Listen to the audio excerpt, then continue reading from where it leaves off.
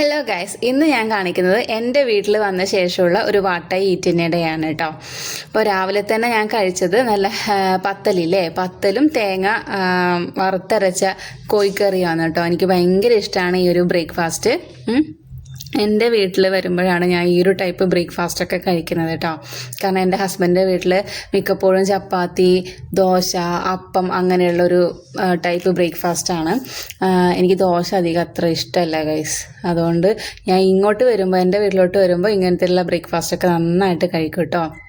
അത് കഴിഞ്ഞ് ഞാനൊരു ബത്തക്ക തിന്നു, നമ്മളെ തണ്ണിമത്തനില്ലേ അത്.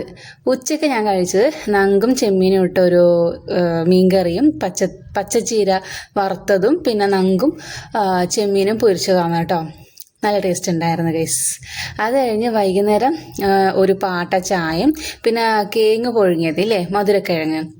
അങ്ങനെ 2 ടൈപ്പ് കേങ്ങ് ഉണ്ടായിരുന്നേ, അത് രണ്ടും കഴിച്ചു. പിന്നെ ഒരു പാട്ട ചായയും കൂടെ കുടിച്ചു കേട്ടോ. നല്ല ടേസ്റ്റ് ഉണ്ടായിരുന്നു. നിങ്ങളുടെ നാട്ടിൽ ഇതിനെന്ത് പറയില്ലേ? മധുരക്കിഴങ്ങെന്ന് നോർമലി പറയാറുണ്ട്. പിന്നെ നമ്മളെ നാട്ടിൽ കിഴങ്ങ് എന്ന് പറയും. രാത്രി ഞാൻ മീൻ കറിയും ചിക്കൻ കറിയും ചിര വറുത്തതാണ് കേട്ടോ. അപ്പം അത്രയേ ഉള്ളൂ.